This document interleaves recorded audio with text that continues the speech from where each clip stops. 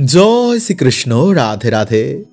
বন্ধুরা, আমাদের হিন্দুদের কাছে আজ অত্যন্তই খুশির দিন, কারণ রাত পোহালেই কাল প্রভু রাম মন্দিরের উদ্বোধন।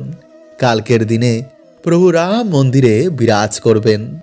তাই কালকের দিনে যদি বন্ধুরা আপনারা এই সামান্য কিছু কার্য করতে পারেন, তো আপনাদের দুঃখ, দরিদ্রতা, বাড়ির বাস্তুদোষ, অশান্তি নিমিষেই নাশ করে দেবেন। তাই ভিডিওটি কিন্তু বন্ধুরা আপনারা অবশ্যই পুরো দেখুন, এবং ভিডিওটি বন্ধুরা আপনারা একটি লাইক করে কমেন্টে আপনারা বলুন জয় শ্রীরাম, জয় বজরংবলীর জয়। নাম্বার 1, বন্ধুরা আজকের দিনে হনুমানজির পুজো অর্চনা করলে মনে জোর বাড়ে, শত্রু নাশ হয়, ভয় মুক্ত হয়, ঋণ মুক্ত হয়, দরিদ্রতার নাশ হয়, গ্রহ বাধা কাটে, রোগ মুক্ত হয়, এবং আমাদের পরিবারে সুখ শান্তি বৃদ্ধি পায়। এবং হনুমানজি চাইলে মানুষের মনোবাসনা পূর্ণ হয়ে যায়।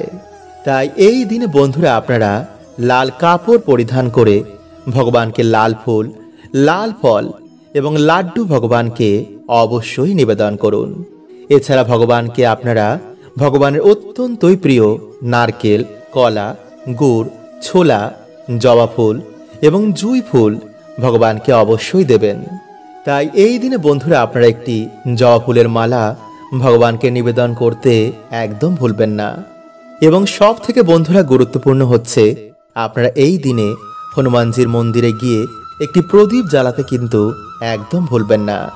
এবং যদি বন্ধুরা আপনাদের কোনো মনোবাসনা থাকে, বা যদি আপনাদের কোনো শত্রু আপনাদের খুবই বিরক্ত করছে, তো এই দিনে বন্ধুরা আপনারা 11টি বট পাতা বা 11টি অশ্বত্থ পাতাতে আপনারা লাল চন্দন ও জুঁই ফুলের তেল দিয়ে রাম সীতা বা জয় শ্রীরাম লিখে হনুমানজিকে অর্পণ করে নিজের মনোবাসনা বললে তা অবশ্যই পূর্ণ হয়ে যায়। এছাড়া এই দিনে বন্ধুরা হনুমানজির চরণে সিঁদুর এবং পান পাতা অর্পণ করলে মানুষের সকল মনোবাসনা হনুমানজি পূর্ণ করে দেন। এবং হনুমানজির ভোগে কিন্তু বন্ধুরা আপনারা অবশ্যই তুলসী পত্র নিবেদন করতে ভুলবেন না। কিন্তু ভুলেও তুলসী পত্র আপনারা হনুমানজির চরণে দেবেন না, এতে কিন্তু ঘোর দুর্ভাগ্য নেমে আসে। নাম্বার 2, বন্ধুরা আজকের দিনে নদীতে স্নান করা খুবই শুভ। কিন্তু এই দিনে বন্ধুরা আপনারা যারা নদীতে স্নান করতে পারবেন না, তারা সামান্য নদীর জল স্নানের জলে মিশিয়ে তা দিয়ে স্নান করলেও মহাপুণ্য প্রাপ্তি হয়। তাই আজকের দিনে বন্ধুরা যারা উপবাস রাখছেন, তারা সন্ধ্যের সময় চন্দ্রদেবের দর্শন করে বাড়িতে বা মন্দিরে হনুমানজি বা ভগবান বিষ্ণু বা মা লক্ষ্মীর পুজো অর্চনা করে সেই প্রসাদ আপনারা সকলকে দিয়ে তারপর গ্রহণ করবেন। কিন্তু যারা বন্ধুরা এই দিনে উপবাস রাখতে পারবেন না, তারা ফলাহার বা নিরামিষ আহার গ্রহণ করেও ভগবানের পুজো অর্চনা দিতে পারেন। এছাড়া এই দিনে বন্ধুরা দুধ, গম জাতীয় খাবার, পেঁয়াজ রসুন বাদ দিয়ে যে কোনো সবজি, শরবত এইসব আপনারা গ্রহণ করতে পারেন। আর এই দিনে বন্ধুরা যে খাবারটি আমাদের প্রত্যেকের খাওয়া উচিত তা হচ্ছে হনুমানজির প্রিয় ভোগের মধ্যে গুড়, ছোলা, কলা বা লাড্ডু। বন্ধুরা আজকের দিনে এই প্রসাদ ভাগ্যশালীরাই পায়। এই প্রসাদ খেলে বন্ধুরা আজকের দিনে রোগ ব্যাধি, দুর্ভাগ্য, দরিদ্রতা, গ্রহ বাধা এই সব নাশ হয়ে যায়। তাই বন্ধুরা আজকের দিনে আপনারা সন্ধেবেলায় ভগবান বিষ্ণু ও মা লক্ষ্মীকে পারলে নারকেল, বাতাসা, কিচমিচ, কলা এবং মাখন বন্ধুরা যে কোনো একটি ভোগ আপনারা এর মধ্যে ভগবানকে দিয়ে সেই প্রসাদ আপনারা বাড়িতে সকলে মিলে গ্রহণ করুন। এতে বন্ধুরা আপনাদের সকল দুর্ভাগ্য আজকের দিনে নাশ হয়ে যাবে এবং আবার আপনাদের জীবনে সৌভাগ্যের উদয় হবে। বন্ধুরা আমাদের প্রত্যেকেরই জীবন নির্বাহ করতে মা লক্ষ্মীর কৃপা অত্যন্তই জরুরি। কারণ বন্ধুরা মা লক্ষ্মী হচ্ছেন ধন সম্পত্তির দেবী। তাই বন্ধুরা যে কোনো বৃহস্পতিবার সাথে রাখুন এই একটি জিনিস। যদি আপনাদের হাতে একদমই অর্থ থাকছে না, বা কিছুতেই আপনাদের আর্থিক উন্নতি হচ্ছে না, সংসারে সুখ শান্তি বলতে একদমই নেই, মনের কোনো ইচ্ছা এখনো বাকি রয়েছে, তো বন্ধুরা বৃহস্পতিবার এই প্রক্রিয়াটি করতে কিন্তু আপনারা একদমই ভুলবেন না। কারণ বন্ধুরা, বর্তমানে কলিযুগে অর্থ ছাড়া কেউ কারোর হয় না। বর্তমানে সমস্ত সম্পর্ক শুধু স্বার্থের ভিত্তিতেই চলছে। যার টাকা আছে তাকে সবাই সম্মান করে, আর যার টাকা নেই তাকে লোকে মানুষও ভাবে না। তাই বন্ধুরা, জীবনে বাধা বিঘ্ন তো আসবেই, কিন্তু সেই থেকে কিভাবে আমাদের বেরোতে হবে তা আমাদের নিজেদেরই খুঁজতে হবে। তাই বন্ধুরা, আমাদের বিভিন্ন রকম টোটকা এবং নিয়ম পালন করতে হবে। যেই দিন ভগবান আমাদের মনের কথা শুনবেন, সেই দিন অবশ্যই বন্ধুরা আমাদের ইচ্ছাও পূর্ণ হবে। সেই দিন তিনি আমাদের সকল মনোবাসনা পূর্ণ করবেন। তাই বন্ধুরা, আপনারা যে কোনো বৃহস্পতিবার দিন সাথে রাখুন এই সামান্য জিনিসটি। তারপর আপনারা নিজেরাই দেখুন যে কি চমৎকারটাই হচ্ছে। কারণ বন্ধুরা, এই প্রক্রিয়াটি করতে বড় বড় বাস্তুবিদেরা বলেছেন। তাই অবশ্যই বন্ধুরা, আপনারা কিন্তু ভিডিওটি পুরো দেখতে ভুলবেন না। তো নমস্কার বন্ধুরা, আমি রাজু, আর আমাদের চ্যানেলে আপনাদের স্বাগত। তার আগে বন্ধুরা, ভিডিওটি একটি লাইক করে কমেন্টে হর হর মহাদেব ও জয় শ্রীকৃষ্ণ অবশ্যই লিখুন, এবং সাথে আপনারা একবার বলুন জয় মা লক্ষ্মীর জয়। বন্ধুরা, শাস্ত্র অনুসার যেখানে আমরা টাকা পয়সা রাখি, মানে মানিব্যাগ বা সিন্ধুকের মধ্যে আপনারা যদি সামান্য জিনিসটি রাখতে পারেন, তো বন্ধুরা সেই বাড়িতে মা লক্ষ্মী নিজে আসেন, তাদের সকল মনোবাসনা মাথা পূর্ণ করে দেন। ফলে টাকা পয়সা জনিত বন্ধুরা কোনো রকম সমস্যা সেই বাড়িতে আর থাকে না।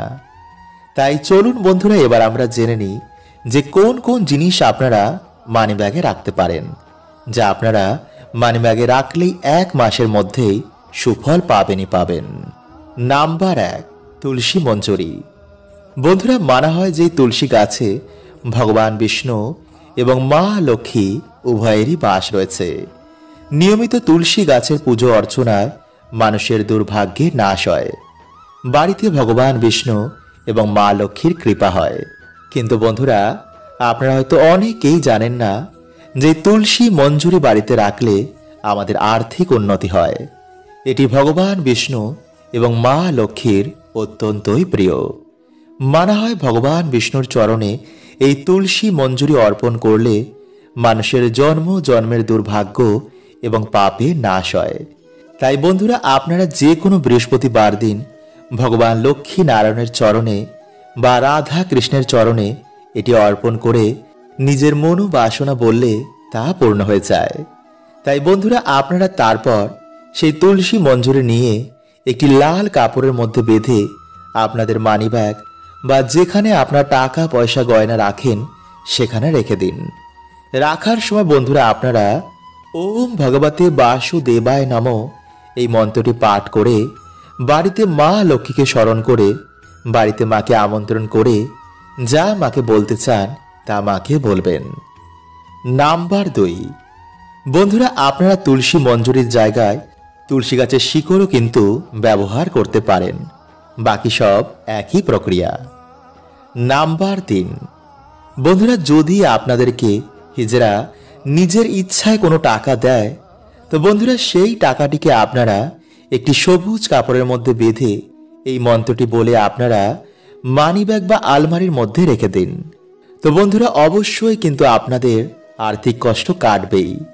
কারণ বন্ধুরা, হিজড়া হচ্ছে ভগবান শিব ও আদি শক্তির মিলিত রূপ। তাদের আশীর্বাদে যে কোনো বড় বড় বাধা, বড় বড় দোষ কেটে যায়। তাই বন্ধুরা, আপনারা এই প্রক্রিয়াটি সোমবার দিন করবেন। আর এই মন্ত্রটি হচ্ছে ওম সোমেশ্বরায় নমঃ। নাম্বার 4, 11টি পদ্ম গাছের বীজ। বন্ধুরা, আপনারা 11টি পদ্ম গাছের বীজ জোগাড় করবেন এবং মা লক্ষ্মীর চরণে সেগুলি রেখে বাড়িতে আপনারা লক্ষ্মী পাঁচালী পাঠ করে একটি আসনে বসে ওম ভগবতে বাসুদেবায় নমঃ এই মন্ত্রটি আপনারা 108 বার জপ করে আপনারা এরপর সেই জিনিসগুলোকে একটি লাল কাপড়ের মধ্যে বেঁধে যেখানে আপনারা টাকা পয়সা গয়নাগাটি রাখেন সেখানে সেমভাবেই রেখে দিন। এতে বন্ধুরা সর্বদাই আপনাদের বাড়িতে মা লক্ষ্মীর কৃপা থাকবে। তাই তুলসী তলায় দাঁড়িয়ে এই বিশেষ কথাটি বন্ধুরা আপনারা একটি বার অবশ্যই বলুন। দেখবেন আপনাদের জীবন থেকে সকল দুঃখ দরিদ্রতার কেমন নাশ হয়েছে। আপনাদের জীবনে আসবে অপার সুখ ও শান্তি। ফলে আপনাদের পরিবার থেকে সকল দুঃখ দরিদ্রতা, ঝগড়া ঝামেলা, অশান্তি এতে অনেক নাশ হয়ে যাবে। ফলে আপনাদের পরিবারে আবার শ্রী ফিরে আসবে। তাই চলুন বন্ধুরা, এবার আমরা জেনে নিই যে কালকের দিনে আপনারা কি প্রক্রিয়াটি করবেন। এবং বন্ধুরা, ভিডিওটি একটি লাইক করে কমেন্টে হর হর মহাদেব এবং জয় শ্রীকৃষ্ণ অবশ্যই লিখুন। তাই বন্ধুরা, এই প্রক্রিয়াটি করার আগে আপনারা আপনাদের বাড়ির তুলসী মঞ্চকে ভালো করে ধুয়ে ফেলবেন। সেই তুলসী মঞ্চে যেন কোনো রকম ময়লা বা নোংরা না থাকে। এরপর বন্ধুরা, আপনারা বাড়ির তুলসী মঞ্চে যেমন সন্ধ্যা প্রদীপ দেখান তেমনই দেখাবেন।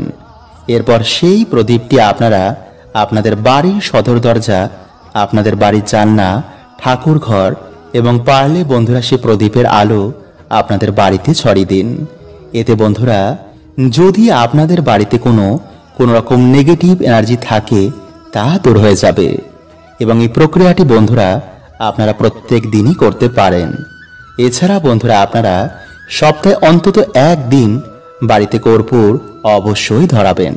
এর গন্ধ বন্ধুরা নেগেটিভ এনার্জিরা একদমই সহ্য করতে পারে না। এছাড়া বন্ধুরা, আপনারা আপনাদের বাড়িতে ধুনো অবশ্যই দেবেন। এবং ঠাকুর ঘরে বসে আপনারা মা লক্ষ্মীর আরাধনা করে আপনারা অবশ্যই লক্ষ্মী পাঁচালী পারলে পাঠ করুন। এতে বন্ধুরা মা লক্ষ্মী অত্যন্তই প্রসন্ন হন। এরপরে বন্ধুরা, আপনারা তুলসী মঞ্চে গিয়ে এই মন্ত্রটি 3 বার পাঠ করবেন। আর সেই মন্ত্রটি হলো বন্ধুরা, নমো তুলসী কল্যাণী, নমো বিষ্ণু প্রিয়ে শুভে, নমো মোক্ষ প্রদে দেবী, নমো সম্পদ প্রদায়কে। বন্ধুরা, এইভাবে আপনারা এই মন্ত্রটি 3 বার পাঠ করবেন। কারণ বন্ধুরা, এই মন্ত্র পাঠ করাতে আমাদের ধন, ঐশ্বর্য এবং মোক্ষ প্রাপ্তি হয়। তাই বন্ধুরা, যখন আপনারা কালকের দিনে এই প্রক্রিয়াটি করবেন এবং করার পর আপনারা ভগবানকে বলবেন যে, হে প্রভু, আমি যে আজকে কার্যটি করলাম, যার ফলে আমি যে পুণ্য অর্জন করেছি তার অর্ধেক পুণ্য আমি আমার মৃত প্রিয়জনকে দান করলাম। তাদের আত্মাকে তুমি শান্তি প্রদান করো। এই বলে বন্ধুরা আপনারা কালকের প্রক্রিয়াটি সমাপ্ত করুন এবং ভগবানের কাছে আপনার মনের ইচ্ছা বলুন। হরে কৃষ্ণা, ওম নমঃ শিবায়।